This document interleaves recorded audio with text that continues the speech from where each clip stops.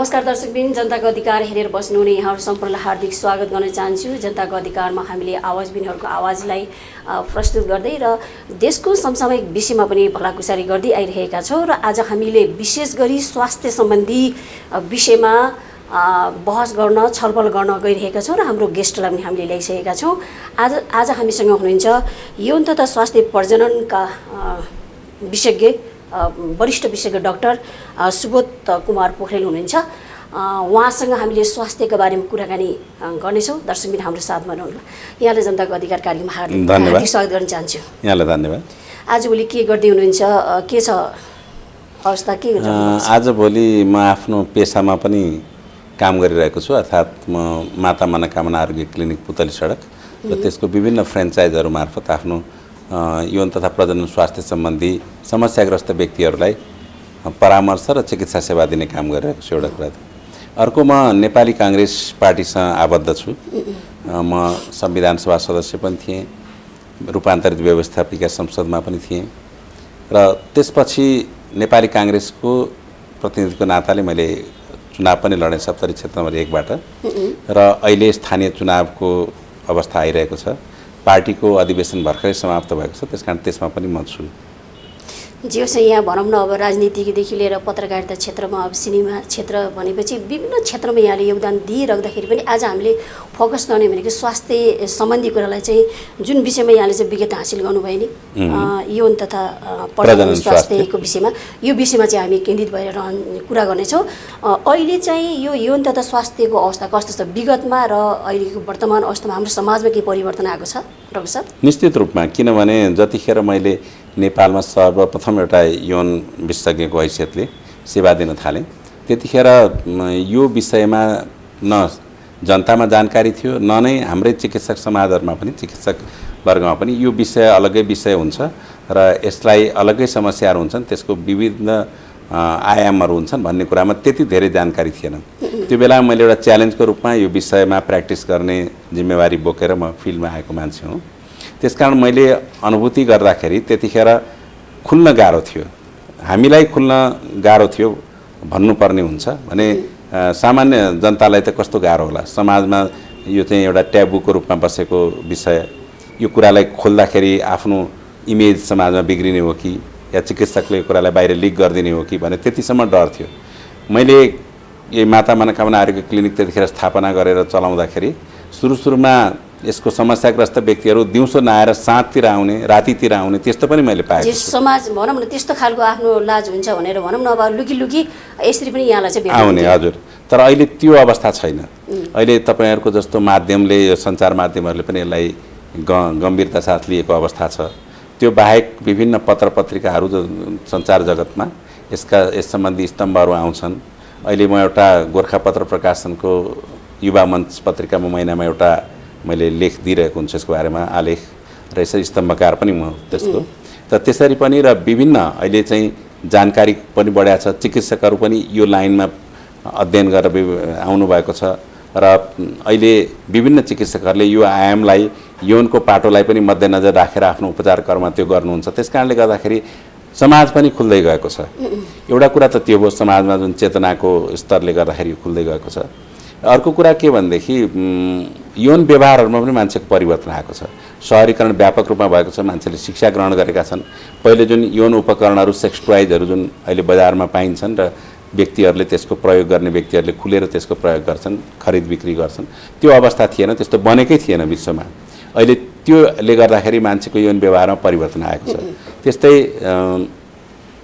यो लिङ्ग उत्थानको समस्या, शीघ्र स्खलनको समस्या, यौन सम्बन्धी रोगहरूको सङ्क्रमणको अवस्था र त्यसबाहेक अन्य अविशिष्ट यौन सङ्क्रमणहरू र बच्चा नपाउने जुन निसन्तानपन हुन्छ, निसन्तानपनको कसरी निराकरण गर्ने भन्ने समस्या, तेस्रो लिङ्गीहरूलाई हेर्ने र त्यसको उनीहरूको यौन व्यवहार, उनीहरूको यौनिक अभिमुखीकरणमा आएको समस्याहरूको बारेमा अहिले जनचेतना व्यापक विस्तार भएर त्यो उनीहरूको यौन व्यवहारमा पनि परिवर्तन आएको छ। त्यस कारणले गर्दा पनि दुईटा कुरा छ, समाजमा परिवर्तन आएको छ, समाजले हेर्ने तरिकामा परिवर्तन आएको छ, व्यक्तिहरूको यौन व्यवहारमा पनि परिवर्तन आएको छ केही हदसम्म। जस्तै डाक्टर साहब, यहाँले यो कुरा भन्दै गर्दाखेरि विगतमा यो यौन तथा भनौँ न प्रजनन स्वास्थ्यको बारेमा चाहिँ यहाँले जानकारी दिँदै गर्दाखेरि यो विषयमा चाहिँ समाजलाई के परिवर्तन गर्दाखेरि विभिन्न खालका त्यस्ता खालका घटनाहरू पनि भनौँ न अब अलिकति पाच्चे जस्तो भएन नि त, त्यस्तो खालको पनि आयो भन्ने कुरा गर्नुभएको छैन। जस्तै विधाहरू त थुप्रै थियो कि, तर यही विधा चाहिँ यहाँले चाहिँ अध्ययन गर्नुभयो नि त, यो अध्ययन गर्नुको प्रमुख कारण के हो?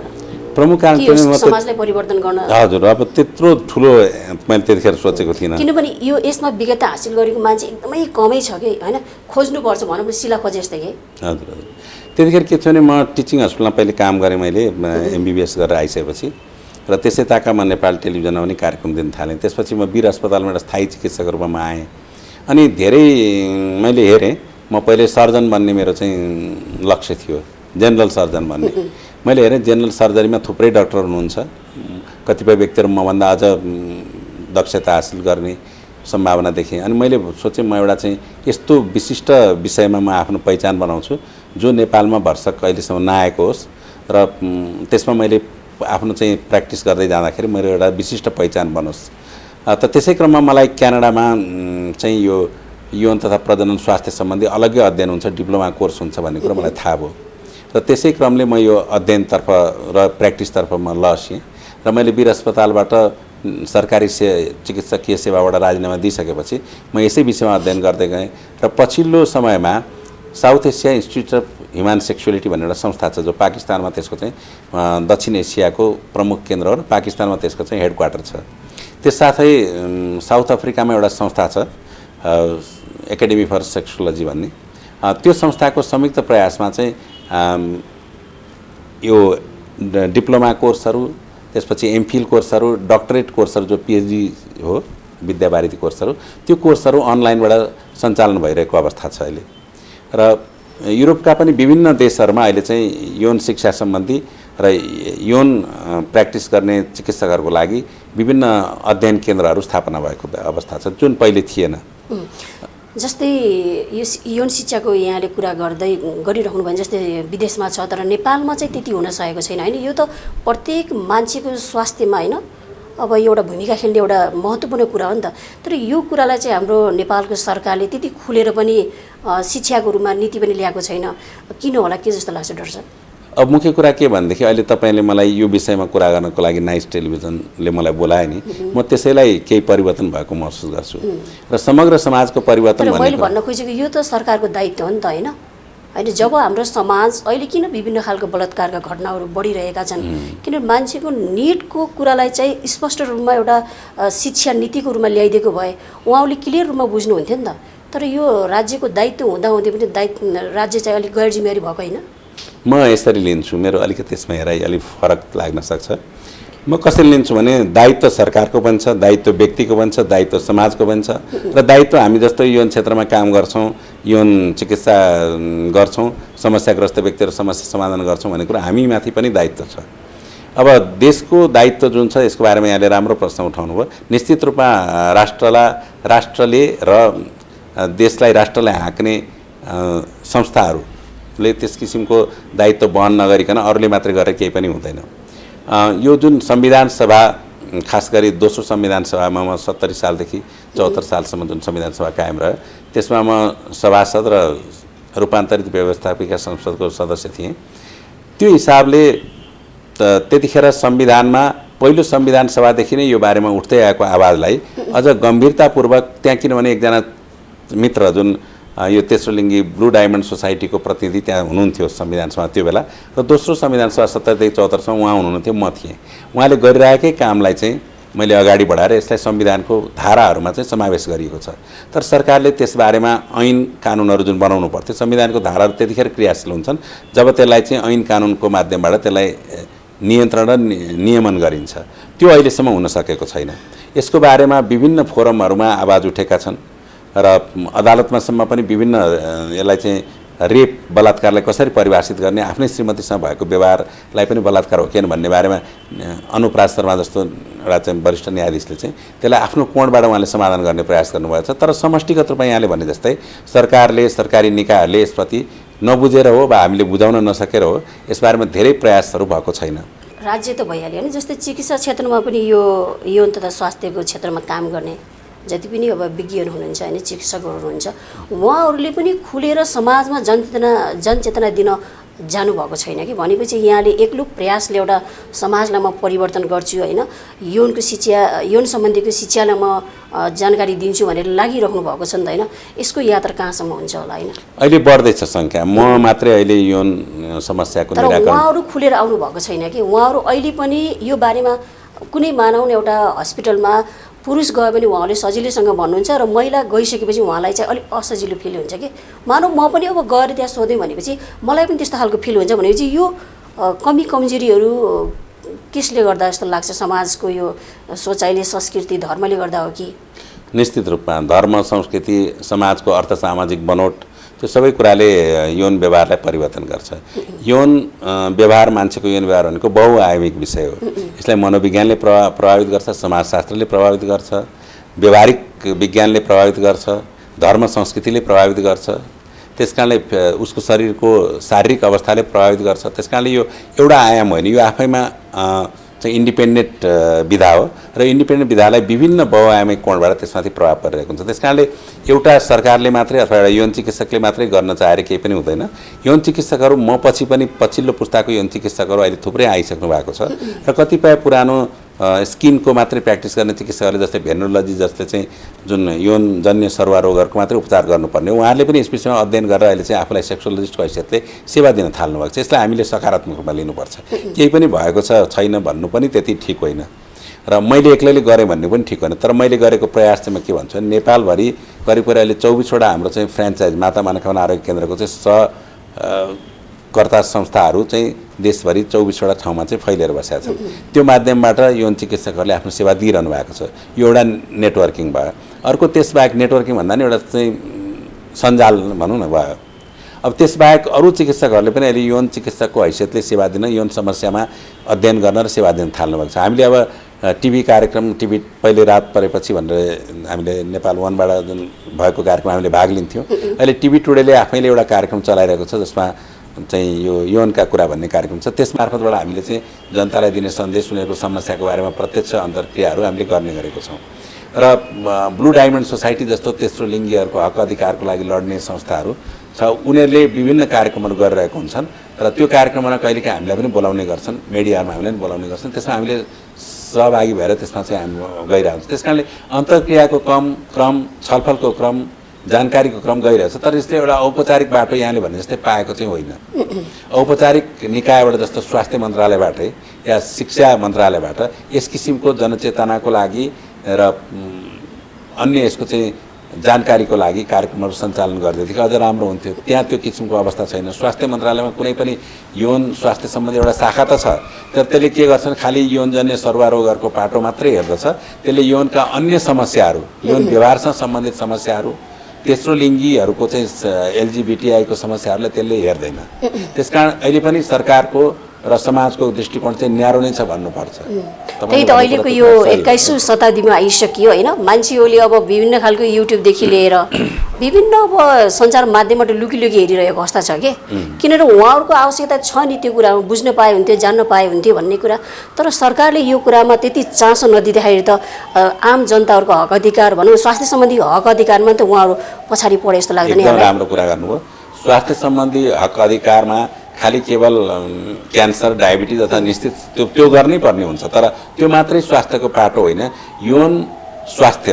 प्रजनन स्वास्थ्यको चाहिँ कारणले त्यसको चाहिँ त्यसमा जानकारी दिने त्यसको जनचेतनाको अभावले गर्दाखेरि अहिले विभिन्न समस्याहरू जो समस्या दम्पतिबाट उठ्छ अथवा जोडीबाट उठ्छ त्यो समस्या गएर समाजलाई प्रतिद्वन्दी घरलाई प्रतिद्वन्दी त्यसले चाहिँ राम्रो नराम्रो गर्छ त्यहाँ प्रतिनिधित्व फेरि समाजमा प्रतिनिधित्व हुन्छ त्यसपछि राष्ट्रमै प्रतिनिधित्व हुन्छ त्यही त यहाँले यो जुन दम्पतिको कुरा गर्नुभयो श्रीमान श्रीमतीको जस्तै यो सहरी क्षेत्रभन्दा पनि ग्रामीण भेगमा किनभने म ग्रामीण भेगमा धेरै ठाउँमा पनि हिँडेको हुनाले म्याक्सिमम ग्रामीण भेगमा जो श्रीमान श्रीमतीहरू हुनुहुन्छ त्यो भनौँ न जनचेतनाको अभावले होला महिलाहरूमा पाठेघरका रोगहरू होइन इन्सुरेन्स हुँदाखेरिका त्यस्तो ब्लिडिङहरू बढी हुने होइन अनि त्यसपछि महिला चाहिँ छिटो बुढो भइहाल्ने कि जस्तो अब उमेर यति सानो भए पनि त्यस्तो खालको गतिविधि अब त्यो सम्बन्ध अलिकति अब नेगेटिभ तरिकाले गएको हुनाले अब जबरजस्ती गएको हुनाले यस्तो खालको घटनाहरू भएछ है भनेर उहाँहरूले चाहिँ आफ्नो त्यो सोच कुण्ठित बनाएर राखेको छ कि बाहिर भन्यो भने अब यसको नियत यस्तो छ भन्ने खालको हुन्छ।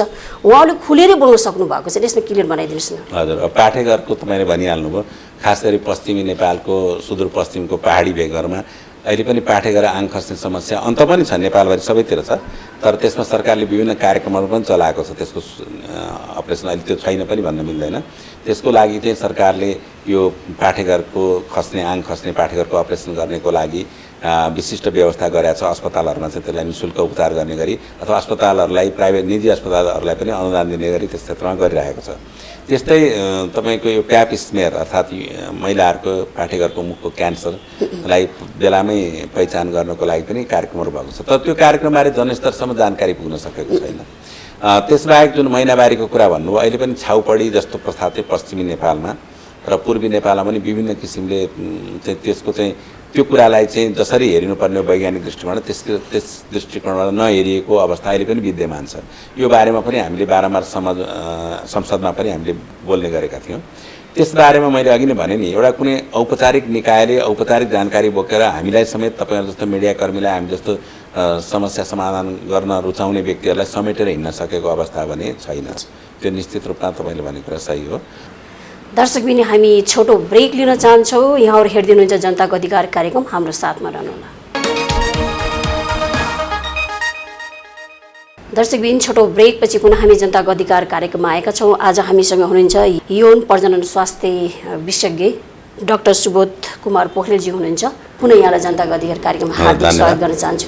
जस्तै यहाँ राजनीतिकमा नि हुनुहुन्छ, संसदमा पनि यहाँले चाहिँ अल्पसङ्ख्यक भनौँ न यौनिक तथा अल्पसङ्ख्यक त्यस्तो लिङ्गीको बारेमा लैङ्गिकताको बारेमा कुरा उठाइराख्नु भएको थियो। यो विषयमा नि आज म एउटा पत्रकार भइराख्दाखेरि हाम्रो नेपालगञ्जमा पनि यस्ता खालका तेस्रो लिङ्गीहरूको धेरै घटनाहरू चाहिँ मैले पनि इस्युहरू उठाएको थिएँ कि यहाँले संसदमा नि उठाउनु भएन। उहाँलाई समाजमा यस्तो खालको अपीडित ढङ्गले चाहिँ घृणा गरिरहेको हुन्छ कि, किनभने त्यो त उहाँको प्राकृतिक कुरा हो। तर पनि अहिलेसम्म राज्यले उहाँहरूको हक हितको लागि कुरा गर्न भनौँ न त्यस्तो खालको चाहिँ नीति नियमहरू बनाइदिएको छैन। जस्तै ठमेलहरूमा कुनै ठाउँमा देखियो भने पनि त्यहाँ पनि एउटा चेतनशील प्राणी कि मान्छेले नि भनौँ न उहाँलाई त्यस्तो अभद्र व्यवहार गरेको हुन्छ कि, चाहे अब विभिन्न राज्यको निकायमा जुन हुन्छ पुलिस आर्मीहरूले पनि भनौँ न त्यस्तो खालको घटनाहरू देखेको छ कि उहाँलाई समातेर लगेर पक्रिने, जेलमा हाल्ने, थुनाबना गर्ने, उहाँलाई समाजमा एउटा एकदमै विभेदकारी दृष्टिले हेरिएको छ नि त। किन होला यो? अब त्यसको कारण मैले बताउनु पर्दाखेरि फेरि पनि एउटै कुरामा हामी जान्छौँ, जनचेतनाको अभाव। जनचेतना भन्नाले सरकारमा बस्नेदेखि लिएर सामान्य समाजको चाहिँ एउटा अत्यन्त कम आय भएको, समाजमा अत्यन्त कम हैसियत भएको व्यक्तिसम्म सबैलाई समेट्ने हुन्छ। त्यो किसिमको जनचेतनाको अभाव छ। यद्यपि निजी स्तरबाट भनौँ अथवा चाहिँ एनजिओहरू गैर सरकारी संस्थाहरूको स्तरबाट भनौँ, नील हिरा समाजले यो बारेमा धेरै कन्ट्रिब्युट गरेको छ। तर उसले एक्लै गरेर मात्र त हुँदैन नि त। मैले अघि नै भने नेपालको संविधानमा लैङ्गिक तथा यौनिक अल्पसङ्ख्यकहरूलाई उनीहरूको समस्याहरू पहिचान मात्रै होइन, उनीहरू आफै पहिचानको खोजीमा हुन्छन्। उनीहरू अल्पसङ्ख्यकहरू हुन्, संसारभरि नै उनीहरूको सङ्ख्या अल्पसङ्ख्यक छ र पुरुष र स्त्री मात्रै संसारमा दुईटा मात्रै लिङ्ग हुन् भन्ने धारणा मान्छेलाई छ। त्यस्तो होइन। जन्मदेखि नै प्रकृतिले नै उनीहरूको सृष्टि गरेको हुन्छ र उनीहरूको नि बाँच्न पाउने र सम्मानजनक रूपमा बाँच्न पाउने अधिकार हुन्छ भन्ने कुरा हामीले पहिले त बताउनु पर्ने छ। र त्यो मात्रैले पनि काफी हुँदैन। उनीहरूको जुन लैङ्गिक र यौनिक अल्पसङ्ख्यक भएको नाताले उनीहरूको बाहिरी प्रस्तुति र आन्तरिक उनीहरूको चाहनामा के फरक छ भन्ने बारेमा उनीहरूलाई खुलेर आउने वातावरण हुनैपर्ने हुन्छ। त्यसको लागि हामीले संस्थागत रूपमा प्रयास, सरकारले त्यसको लागि निश्चित संस्थाहरू जस्तो गैर सरकारी तरिकाबाट एउटा ब्लू डायमन्ड सोसाइटी अथवा नील हिरा समाज स्थापना भयो। सरकारको तर्फबाट के भयो त? जस्तो तपाईँले रेपकै कुरा गर्नुभयो अघि, म यो तेस्रो लिङ्गीको समस्याबाट अलिकति जस्तो पर गएर फेरि यही कुरामा आउन चाहन्छु। जस्तो अब रेपको कुरा, अब रेप अथवा बलात्कारको घटनाहरू जुन भइरहेछ समाजमा, यो हामीले अध्ययन गरेको छ कि छैन, त्यसको पक्ष के हो, प्रमुख पक्ष के हो, रेप अथवा बलात्कार किन हुन्छ भन्ने कुरामा कतिपय देशहरूमा रेप अथवा बलात्कारलाई चाहिँ अत्यन्त कडाभन्दा कडा सजाय दिने, लामो कारावासको सश्रम कारावासको सजाय दिने, कति ठाउँ त मृत्युदण्ड दिने व्यवस्था पनि छ। तर हुँदाहुँदै पनि त्यहाँ बलात्कार घट्न सकेको छैन। किनभने बलात्कार त्यस्तो कुरा हो जो प्रत्येक व्यक्तिले चाहेर मात्रै गर्छ भन्ने कुरो छैन। कुनै व्यक्तिले एकचोटि बलात्कारको घटना उसको जुन उसको जवाफदेहिता समाजमा कम भएर गर्न सक्छ। तर अत्यधिक जुन सिरियल बलात्कारहरू हुन्छ नि त, एउटा व्यक्तिले पटक पटक बलात्कार गर्ने, एउटा व्यक्तिले सोच्दै नसोचेको उमेरभन्दा कम आफ्नै हाड नातामा पर्ने, कहिले कहिले छोरीसँग नि बलात्कार गर्ने, त्यो छ नि, त्यो भनेको मानसिक अस्वस्थताको अवस्था हो। त्यो व्यक्तिहरूमा अहिलेको यौन विज्ञानले, यौन वैज्ञानिकहरूले रिसर्च गर्दै जाँदाखेरि त्यो व्यक्तिहरूको दिमागको सोच्ने, मस्तिष्कको जुन सोच्ने प्रणाली हो लिम्बिक कर्टेक्समा अन्य जहाँ जहाँ प्रतिद्वन्दित गर्दछ त्यसको मानिसको चाहिँ जुन संवेदना ग्रहण गर्ने हो, त्यसमा उनीहरूको परिवर्तन चाहिँ वैज्ञानिक रूपमा जाँच्दाखेरि पाइएको छ। भनेको मतलब उनीहरू सामान्य स्वस्थ मान्छे होइनन्, उनीहरू मनोवैज्ञानिक रूपले अस्वस्थ मान्छेहरू हुन्, जसले गर्दा उनीहरूले कतिखेर के घटना गरिरहेको छ, त्यो घटना गरिरहेको उनीहरूलाई त्यो बेलामा थाहा हुँदैन। यसको मतलब उनीहरूलाई बचाउन खोजेको होइन। समाधानको पक्ष के हुन्छ त त्यस्ता म भन्दैछु, त्यस्तो मान्छे, राम्रो कुरा गर्नुभयो, त्यस्तो मान्छेहरूलाई सुधार गृहमा, मनोवैज्ञानिक सुधार गृहमा राख्नुपर्छ, न कि जेलमा। जेलै हो त्यो पनि, तर जबसम्म उनीहरू सुधार गृहमा, जस्तै हामीले रक्सीको यो लत बसेको अथवा मद्यपानको लत बसेको मान्छेलाई सुधार गृहमा राख्ने प्रहरीहरूले त्यस किसिमको व्यवस्था गरिरहेका छन्। हाम्रो प्रहरी यो प्रतिष्ठानमा पनि त्यस्तो व्यवस्था छ भन्ने मैले जानकारीमा पाएको छु।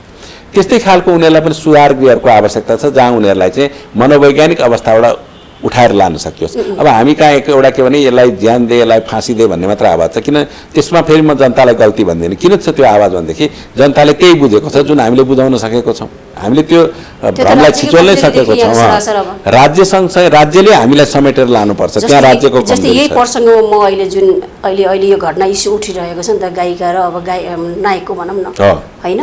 अब नाबालिकाको केसमा अब त्यस्तो खालको एउटा रेप केसको अब यो घटनाले चाहिँ अहिले विकराल रूप लिइरहेको छ कि यो केसलाई यहाँले चाहिँ कसरी मध्यनजर गरिराख्नु भएको छ? अब म त प्रत्येक रेप केसलाई, चाहे त्यसमा सेलिब्रिटी इन्भल्भ होस्, चाहे त्यसमा अत्यन्त ठुलो परिवारको कुनै महिला इन्भल्भ होस्, स्त्री इन्भल्भ हुँदा मात्रै त्यसलाई हाहाकार मचाउने र तल्लो श्रेणीको अथवा आर्थिक रूपमा, सामाजिक रूपमा पिछडिएको तल परेको मान्छेहरूमा चाहिँ त्यो घटना चुप लाएर त्यसलाई चाहिँ आवाज उठ्नु हुँदैन, त्यो चाहिँ मिडियामा आउनु हुँदैन, अथवा त्यसले चाहिँ त्यसको बारेमा चाहिँ जनचेतनै बढाउनुहुन्न, त्यसको बारेमा जागरुकता बढाउनुहुन्न भन्ने कुरा म विश्वास गर्दिनँ।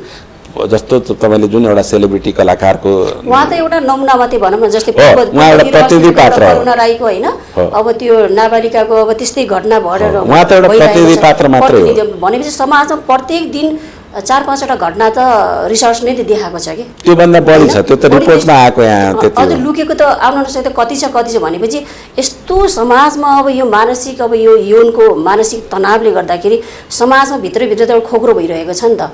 तर होइन, यो विषयमा चाहिँ सम्बन्धित निकाय किन मौन बसेको होला त? अब यस्तो हुन्छ, तपाईँको जुन समाजमा अहिले जुन हामीले बाहिर आएको केसहरू भने नि घरेलु हिंसामा रेपलाई अथवा चाहिँ दुर्व्यवहार, यौन दुर्व्यवहारलाई कसरी प्रयोग भएको छ हामी त्यो पाटो त हेरेकै छैनौँ। पतिले पत्नीसँग बलात्कार गरिरहेको अवस्था हुन्छ। मैले अघि मान्य न्यायाधीश जुन श्रीमान अनुपराज शर्माजीको मैले कुरा गरेँ नि त, उहाँले पहिलोचोटि एउटा चाहिँ फैसला दिनुभएको छ जुन कि अत्यन्त महत्त्वपूर्ण फैसला हो कि श्रीमानले पनि श्रीमतीसँग यौन सम्पर्क जबरजस्ती राख्छ भने त्यो पनि बलात्कारको श्रेणीमा आउँछ भनेर। त्यो भनेको त्यो गर्दैमा भइहाल्यो भन्ने पनि छैन, त्यो एउटा तर कदम हो, त्यो टुवार्ड्स चाहिँ न्याय दिने तर्फ एउटा कुरा हो। त्यसको मतलब घरेलु हिंसाको रूपमा पनि बलात्कारलाई, यौन दुर्व्यवहारलाई, यौन दुराचारलाई चाहिँ प्रयोग गरिरहेको हुन्छ। त्यहाँसम्म डेप्थमा जानु जरुरी छ। त त्यसको लागि यहाँले भने जस्तै म एकदम सरकारलाई मात्रै जिम्मेवार दिएर अलग्गै हुन पनि चाहन्न। समष्टिगत प्रयास हुनुपर्छ, संस्थागत प्रयास हुनुपर्छ। त्यसको लागि डेडिकेटेड संस्थाहरू बनाउनुपर्छ, त्यसको नेतृत्व गर्ने र त्यो बनाउने काम निश्चित रूपमा सरकारको। जस्तै यो यहाँले चाहिँ यो यौन सम्बन्धी किताब पनि लेख्नु भएको छ होइन, यो किताबको बारेमा चाहिँ जनतालाई के भन्न चाहनुहुन्छ? मैले यो गोर्खापत्र संस्थानको युवा मञ्चमा महिनामा एउटा आर्टिकल दिने गरेको छु, स्तम्भकार हुँ म। त्यस्तै नागरिक शुक्रबारमा पनि मैले पहिले दिने गरेको थिएँ र मैले अहिलेसम्म 4वटा पुस्तकहरू, यौन प्रेम र घृणा भन्ने एउटा पुस्तक सबभन्दा पहिले प्रकाशित भएको थियो। त्यसपछि सृष्टिको रोमान्स भन्ने पुस्तक बजारमा प्रकाशित भएको थियो। मैले यौन सम्बन्धी, यौन मनोविज्ञान सम्बन्धी प्रबन्धहरूको सङ्गालोको रूपमा गरेको थिएँ, त्यसलाई धेरै रुचाइयो। त्यसपछि मैले सम्भोग कला भन्ने पुस्तक चाहिँ फेरि बजारमा 2-3 वर्ष अगाडि ल्याएँ। त्यो पुस्तक चाहिँ यति हारालुच भयो, त्यसमा खास गरी कामसूत्र लगायत पश्चिमी मिडियाले चाहिँ त्यसलाई कसरी हेर्छन् त्यो लगायत अहिलेको वर्तमान अवस्थामा कसरी पुरुष र स्त्रीको यौन स्वास्थ्यलाई गर्न सकिन्छ, सम्भोग कला शीर्षक भए तापनि त्यसको चाहिँ यौनजन्य सरुवा रोगहरूको बारेमा, यो परिवार आयोजनको लागि प्रयोग गर्ने साधनहरूको बारेमा लगायतको सबै विवरणहरू र प्राक क्रीडाको बारेमा जानकारी भएको त्यो पुस्तक छ। त्यो अहिले बजारमा त्यसको अभाव छ, तैपनि हामी अर्को एडिसन निकाल्ने प्रयास गर्छौँ। यसरी मैले आफ्नो तर्फबाट र संस्थागत Nepal institute of human sexuality भन्ने South Asia institute of human sexuality नामको संस्थाको अन्तर्गत हामीले नेपालबाट संस्था खोलेका छौँ र त्यो संस्था मार्फत यसको प्रकाशनहरू यसको चाहिँ भइरहेको छ। भने अहिले मैले यति मात्रै भन्न चाहन्छु, मैले आफ्नो क्षेत्रबाट मैले के गर्न सकेको छु भन्ने मात्रै भन्न चाहन्छु र अरूले पनि गर्नुभएको छ, फेरि गर्नुभएको छैन, म एक्लै मात्रै मैले गरेको छु भन्दिनँ। अब एकदमै कार्यक्रमको अन्त्यतिर छौँ। अन्तिममा जाँदा जाँदै आम नेपाली जनतालाई विशेष गरी आफ्नो स्वास्थ्यको बारेमा जान्ने अधिकार त सबैको हुन्छ नि, एउटा मानव अधिकार हो नि त। यो विषयमा यौन तथा स्वास्थ्य प्रजननको बारेमा चाहिँ भनौँ न के भन्न चाहनुहुन्छ? मेरो आफ्नो तर्फ अनुरोध भनौँ, सन्देश भन्दा पनि म सन्देश दिने व्यक्तित्व हुँदैन, म अनुरोध गर्ने व्यक्तित्व आफूलाई राख्न चाहन्छु। सरकारलाई म के चाहन्छु भने उसले एउटा यस्तो संस्था फन्डको व्यवस्था गरिदियोस्, संस्था व्यवस्था गरिदियोस् जसले यौन सम्बन्धी जानकारी, त्यसका समस्याहरूको पहिचान र त्यसको समाधानको लागि चाहिँ समष्टिगत प्रयास गर्नको लागि आर्थिक सामाजिक स्टाफहरूलाई राख्नुपर्ने त्यो सबै लगानी उसले गरोस् र सबै समाजका अगुवाहरूलाई, समाजका प्रतिनिधिहरूलाई, राजनीतिक प्रतिनिधिहरूलाई, सामाजिक प्रतिनिधिहरूलाई, शैक्षिक निकायहरूबाट र सञ्चार जगतलाई पनि समेटेर उसले एउटा कार्यक्रम, बहुआयामी कार्यक्रम बनाउन सकोस्। अर्को कुरा, आज बिहान मैले भर्खर एउटा सम्झेँ, यी कान्तिपुरमा एउटा आर्टिकल आएको छ, एउटा चाहिँ लेखा छ, अत्यन्त स्वागतको लेख लाग्यो मलाई। परलैङ्गिक अर्थात् ट्रान्सजेन्डर पुरुष र महिलाहरूको समस्याको बारेमा त्यसमा मैले त्यहाँ उल्लेख छ, त्यो समस्यालाई बडो महत्त्वका साथ लिएर उठाइएको छ। मलाई त्यसबाट खुसी के भयो भनेदेखि एउटा चाहिँ देशको एउटा मिडियाले, निजी क्षेत्रको मिडियाले चाहिँ यत्रो त्यो समस्याको पहिचानको लागि चाहिँ यति मेहनत गरेको रहेछ, उसले यति अध्ययन गरेको रहेछ, म त्यसबाट खुसी भएँ। आज तपाईँहरूले मलाई यो कार्यक्रममा बोलाएर यो विषयमा बोल्ने मौका दिनुभयो। अर्को एउटा मिडियाले, देशको चाहिँ एउटा निजी क्षेत्रको मिडियाले चाहिँ यति प्रयास गरेर आफ्नो समय, त्यसको भ्यालु हुन्छ, त्यसको पैसा हुन्छ हैन, त्यसले गर्दा त्यो संस्था चल्छ। त्यति समय तपाईँले त्यसलाई डेडिकेट गर्नुभयो, त्यति स्टाफहरू त्यसमा लाग्नुभएको छ भने चाहिँ त्यो एउटा मैले सकारात्मक ऊर्जाको रूपमा लिन्छु। म यहाँहरूका आएँ, त्यो पनि मलाई पनि एउटा धकेल्ने केही ऊर्जा होला, मैले यसबारे केही बोल्नुपर्छ, अस्पतालमा प्र्याक्टिस गरेर फी लिएर मात्रै हुँदैन, मैले यसमा बोलाएको ठाउँ मैले जानुपर्छ भने यो किसिमको जागरुकता ल्याउनको लागि सर्वप्रथम त मियो जस्तो सरकारले नै पहल गर्नुपर्छ र हामी सबैलाई यो पहल गरेको बेलामा अथवा पहल नगरे तापनि आफ्नो ठाउँबाट योगदान दिइरहने चाहिँ अवस्था र हाम्रो चाहिँ जागरुकता पैदा होस्, यही म कामना गर्न चाहन्छु। हस् त डाक्टर साहब, यहाँले चाहिँ यौन तथा स्वास्थ्य प्रजननको बारेमा एकदमै महत्त्वपूर्ण कुरा चाहिँ जानकारी दिनुभयो। पक्कै पनि हाम्रो जनताहरूले, जति पनि टिभी हेरेर बस्नुभएका हाम्रा नेपाली जनताहरूले चाहिँ केही न केही हदसम्म बुझ्नु हुनेछ र यहाँको योगदान, यहाँको जुन यो काम छ अगाडि निरन्तर अगाडि बढिरहोस् र हामीले पनि आज होइन पछि कुनै फेरि अर्को समयमा पनि हामी पुनः भेट्नेछौँ र यहाँलाई चाहिँ मेरो व्यक्तिगत तर्फदेखि र नाइस टेलिभिजनको तर्फदेखि धेरै धेरै धन्यवाद दिन चाहन्छु। धन्यवाद यहाँलाई पनि। हस् त दर्शकबिन, जनताको अधिकार हेरेर यति बेलासम्म साथ दिनुहुने सम्पूर्णलाई चाहिँ हार्दिक धन्यवाद दिन चाहन्छु र पुनः हामी अर्को साता यस्तै जनताको हक अधिकारसँग केन्द्रित भएर त्यस्तो व्यक्तित्वलाई ल्याउने बाचा गर्दै म दिपाले लगायत हाम्रो सम्पूर्ण टिमलाई बिदा माग्दछु। नमस्ते।